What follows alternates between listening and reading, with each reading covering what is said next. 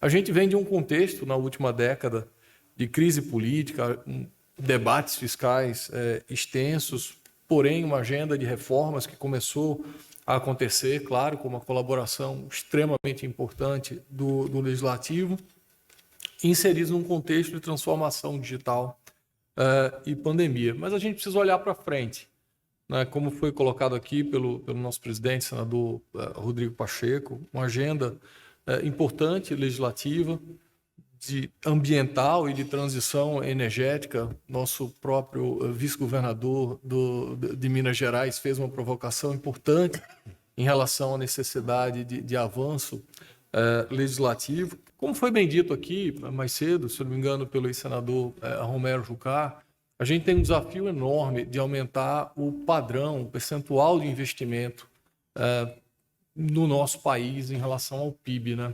Historicamente, a gente tem um patamar perto de 20%, 18%, 19%, 20%, porém, quando a gente olha para o resto do mundo, esse patamar está pelo menos próximo de 30% do PIB. Buscar, como a gente já falou, tanto o arcabouço legislativo quanto recursos, principalmente desses organismos internacionais, para sustentarem essa mudança no padrão, no percentual de investimento, é chave. E o Brasil é profícuo em relação a projetos, em relação a oportunidades, né? Buscamos algumas informações aqui, quando a gente fala da possibilidade de investimentos no nosso país, a gente está falando de 55 bi entre 2023 e 2026 em saneamento, 85 bi em inclusão digital, inovação e educação, 220 bi em transporte e logística, 450 bi em transição energética e mais quase 600 bilhões em transformação das cidades em cidades sustentáveis e com uma infraestrutura social adequada. Portanto, o presidente Ilan mais cedo comentou que tem um desafio de mudar de bilhão para trilhão. A gente já tem 1 trilhão, ou um pouco mais de 1 trilhão aqui de desafios no país. Acho que a gente pode contribuir de maneira significativa. Esse desafio de aumentar o percentual de investimento, é claro que envolve o setor privado, e aí o AFC tem uma condição importante também de nos ajudar, o BID, mas também um desafio dos entes públicos. Nesse diapasão, é importante destacar o papel que os entes subnacionais passaram a ter. Nos últimos anos, o percentual de investimento que os entes subnacionais, ou seja, estados e municípios, passaram a fazer, tem crescido. A gente saiu de um patamar no início da década, ali em 2013, 2014, de 70% para mais de 80%, para ser preciso, 81% em 2021. E cito um grande exemplo de transformação que tem acontecido no Distrito Federal, onde a rede de proteção social, ainda nesse período de pandemia, cresceu significativamente.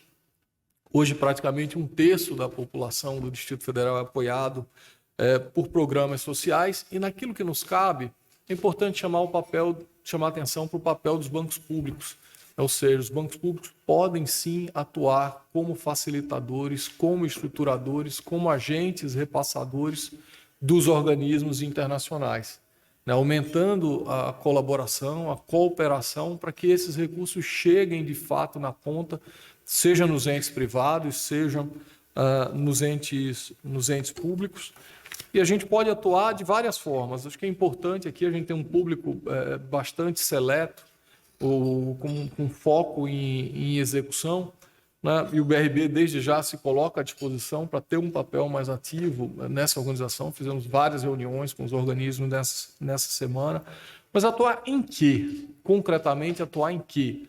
Atuar seja na identificação e avaliação de projetos viáveis, olhando para as prioridades estabelecidas pelos organismos, estruturar e identificar adequadamente as melhores fontes de recursos, né? Ou seja, prover assistência técnica, capacitação, avaliação e diversificação de risco, principalmente quando a gente fala de risco cambial, uma preocupação constante quando a gente toma recursos em moeda estrangeira, estruturação das garantias, sindicalização com outros entes, com outras instituições financeiras, agregar no controle, na transparência, na gestão de todo esse processo com capilaridade, ou seja, a gente consegue ser o último braço dos organismos internacionais, acompanhando de maneira diligente a execução dos projetos e também ajudando no entendimento e na avaliação dos impactos desse projeto. O BRB tem se transformado nos últimos anos, a gente era um banco que atuava essencialmente em Brasília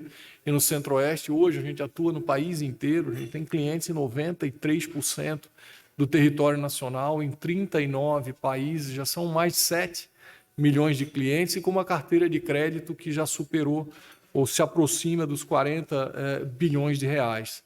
Tudo isso feito, gerando resultados, são 2 bilhões de resultado acumulado nos últimos anos, com mais de 850 milhões de dividendos distribuídos que voltam para o nosso acionista controlador, ajudando nesse desafio de fazer investimentos e que atua em inúmeras frentes no dia a dia.